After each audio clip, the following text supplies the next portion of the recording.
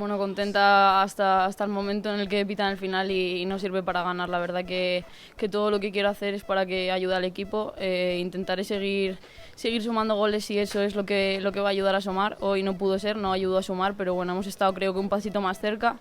Es el primer partido en el que estamos todas juntas en competición y bueno, creo que hay muchas cosas que mejorar, mucho que seguir puliendo y trabajando, pero bueno, creo que el equipo tiene ambición, quiere ganar y va a ir a por los 3 puntos de nuevo la semana que viene y lo va a seguir intentando.